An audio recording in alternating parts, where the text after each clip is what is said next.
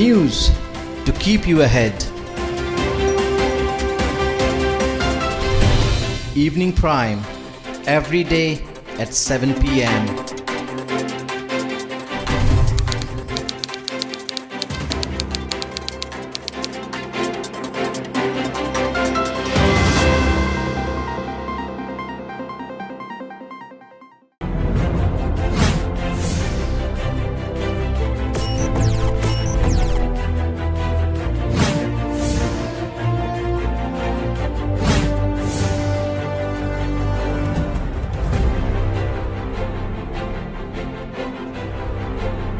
Eight states at your fingertips. The real voice of the region.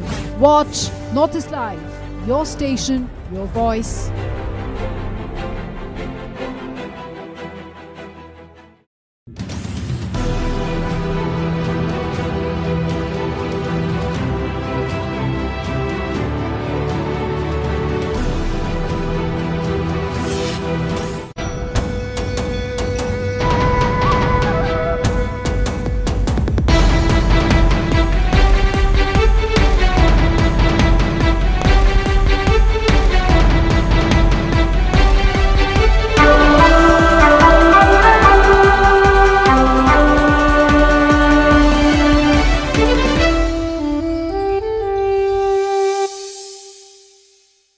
Italian olive oil আৰু ভেষজৰ গুণেৰে সমৃদ্ধ জেক olive oil body oil.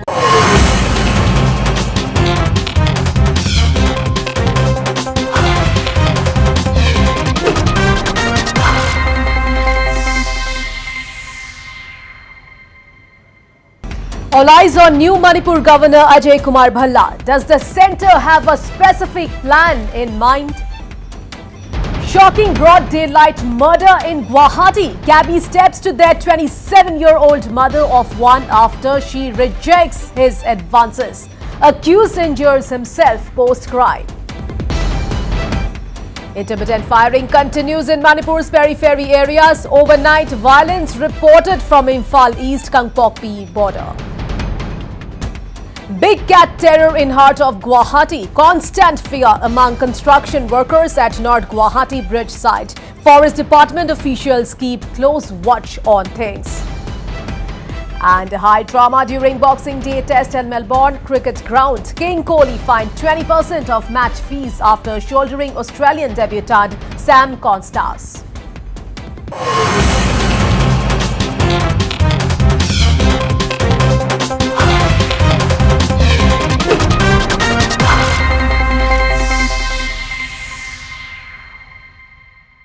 News at 5 is brought to you by Patanjali Dant Kanti Full Fresh, Oil India Limited, and Narrow Leg Paints Beauty Gold, washable, sofa plus save. Alright, we start the bulletin with the top focus at the hour. Well, Ajay Bhalla will soon take charge as the new governor of Manipur. So what does the appointment indicate? Does the centre have a specific plan in mind? Well, the choice of Bhalla as Manipur governor is significant as the centre has been struggling to control the ethnic violence in the state for over 1.5 years. Bhalla was Union Home Secretary when the violence began on May 3rd, 2023. All right, more on this, I'm being joined live with our editor-in-chief, Wasbir Hussain from the newsroom.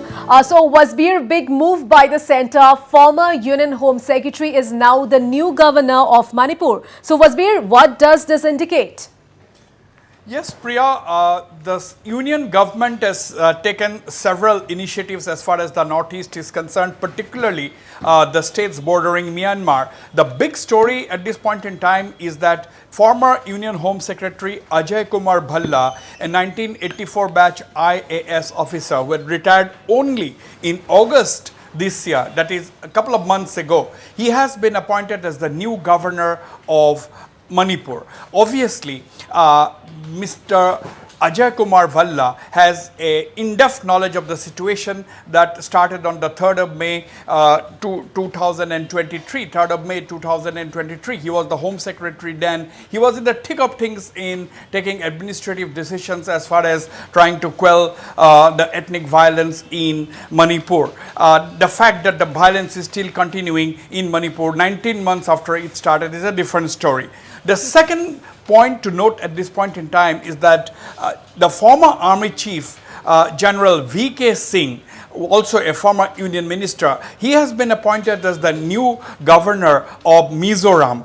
Now, what is common between these two appointments? The common thing, the thing that is common between these two appointments is that both Ajay Bhalla, who has been appointed Governor of Manipur, and General V.K. Singh, who has been appointed as the Governor of Mizoram, both these states share borders with Myanmar. Both these states share rather porous borders with Myanmar, and there has been crisscrossing of people from both the countries. Now, at this point in time, as we speak, there are more than 30,000 Myanmarese refugees who are escaping the civil war in that country and are taking shelter in Mizoram. Now, let's first focus on Manipur. Now, Ajay Bhalla's appointment is absolutely significant because despite the presence of 60,000 troops on the ground, including the Manipur police, and despite the fact that Armed Forces Special Powers Act has been reimposed in several parts of Manipur now, there has been no let up in the law and order situation. Extortion is rampant, illegal arms flow is rampant, there are intermittent firings still going on in Manipur where 60,000 people have been displaced and more than 250 people have been killed in the last 19 months. So in this backdrop, when you find a person like Ajay Bhalla, the former Union Home Secretary who retired only 3 months ago, is considered to be highly significant. Now, what is also significant is that now all the key administrators as far as Manipur is concerned are central government nominees. Now, let's start with Ajay Bhalla. He is of course a central government nominee. He has been appointed the new governor. Now, the security advisor Kuldeep Singh, he is also a central government nominee appointed by the MHA. Now, the Director General of Police, Rajiv Kumar, he is also a central government nominee. And again, if you look at the unified command that is in force in Manipur, that is also headed by the security advisor Kuldeep Singh. Now these appointments mean that Union Home Minister Amit Shah now has a definite plan as far as dealing with the situation in Manipur. Now, both the sides are absolutely belligerent even today, and they have not really met face to face for a proper dialogue. Yes, the initiative of the Union Home Ministry, the Kukis and the Meiteis leaders, they had met in Delhi, but there was also some kind of a confusion with the Kukis saying that they had not met the Meitei leadership, they had only met the union government officials, and that they only met during lunch. So this is the backdrop, this is the type of animosity between the two sides, because there are 10 elected representatives belonging to the Kuki-Zo community, including 2 ministers, who have not been able to attend assembly sessions. They have not been able to set foot in the Imphal Valley for the last 19 months for fear of their lives, because they are not particularly sure of the law and order situation. Similarly, Chief Minister N. Biren Singh has not really been able to visit Kuki-dominated areas like Chorachandpur in the last 19 months. So, in this backdrop, this appointment of Ajay Bhalla is highly significant. Now, the volatile situation in Myanmar is a matter of great concern for India. Now, if you look at the Brotherhood Alliance, is a combine of several Myanmarese anti-junta militias. Now, one of the component of this Brotherhood Alliance is the Arakan Army. Now, the Arakan Army has taken control of the entire Rakhine state of Myanmar that shares a 271-kilometer long border with Bangladesh. Now, Bangladesh is fearing already 60,000 Rohingya refugees, fresh influx of Rohingya refugees to the tune of 60,000 have taken place. They have fled for their lives and they have come to Bangladesh. Already Bangladesh is hosting 1.2 million Rohingya refugees already in Bangladesh from earlier clashes. Now, similarly, what we see on and off reports from Tripura and Mizoram, even Manipur, is that there is a trickle of Rohingya refugees who of course get caught on the Indian side. Now that is a fear, whether there will be a refugee influx because of the volatile situation in Myanmar. Now the government of India, as far as the government of India is concerned, Myanmar is a country which figures high on its neighborhood policy, and the government of India has to have a very a tightrope walk in Myanmar, where the Chinese influence is known to be extremely high. And at this point in time, it is very important for India to decide how to deal with some of the rebel elements who have taken full control over almost half of Myanmar at this point in time. Because can we ignore these rebels who have taken control of the administration in state after state after state in Myanmar?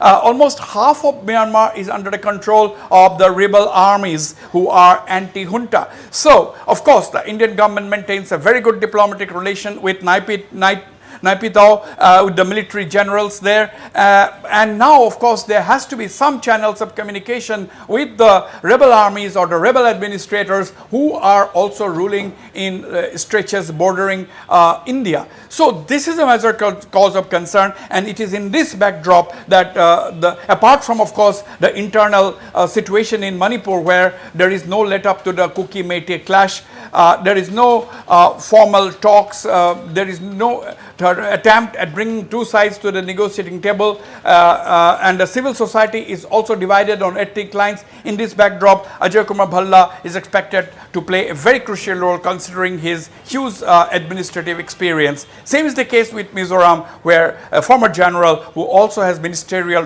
experience in the union government, General V.K. Singh, has been appointed as the governor of Mizoram. So Wasbir, with Ajay Bhalla in Manipur and General V.K. Singh in Mizoram, so has the centre clearly sent across a message to everyone, including the state governments and key stakeholders of Mizoram and Manipur? Yes, I would agree to what you were saying, because yes, it's a clear message from the centre that there will be, from now on, there will be a no-nonsense approach as far as dealing with crisis, dealing with rebellion, dealing with ethnic clashes are concerned. Now, we have talked a lot about Manipur. Manipur is in the headlines, so a lot is known about what is happening in Manipur.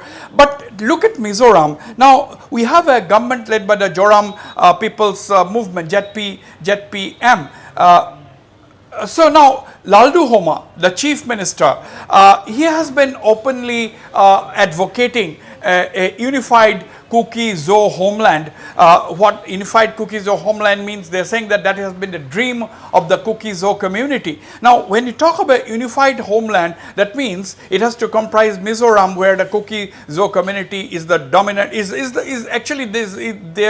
a state, Mizoram is a state inhabited by the Kuki-Zo community, and large parts of Manipur, particularly districts like Churachandpur and so on, are also Kuki-Zo. Now, it is a contiguous area, and this is the area that what we understand when a chief minister like Laldu Homa talks about Kuki-Jo unification. Now, Laldu Homa went to the extent of saying that Kuki-Zos are also present in Myanmar and Bangladesh and so forth. Therefore, that has been a very big dream of this community to stay under one single umbrella. So, in this backdrop, the appointment of V.K. Singh is going to be very, very significant, because the center is against any more dismemberment of the states in the northeastern region, considering its strategic location, and the situation in Myanmar, the volatile situation in Myanmar, has added to New Delhi's worries, because anything can happen in the state, whether the rebels will be ultimately able to overthrow the military junta, in that case, which is the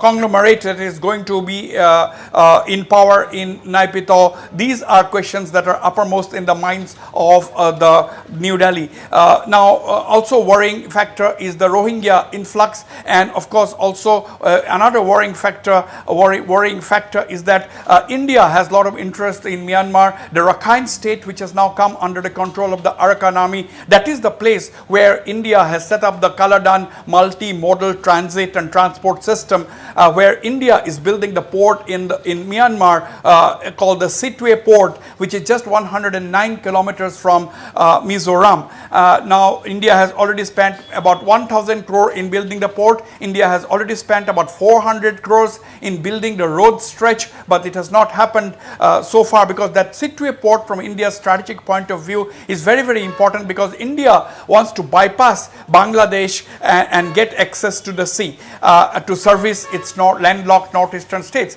Now there has been a regime change in Bangladesh with the ouster of Sheikh Hasina in August this year, and after that the government, so-called government, or I would say ad hoc government of Chief Advisor Muhammad Yunus, the economist, he has already adopted some kind of an anti-India stance, and some of the members of the Yunus administration has even gone to the extent of saying that the Chittagong and Mongla ports should not be allowed to be used by India. So in this backdrop, the significance of the Sitwe port has only increased. So therefore, these two appointments, one can safely say has been very, very carefully done by the central government, carefully picked up, hand-picked official like Ajay Bhalla and former Army Chief V.K. Singh to appointed as governors in these two sensitive frontier states. Right, Wasbir, thank you so much for all those details.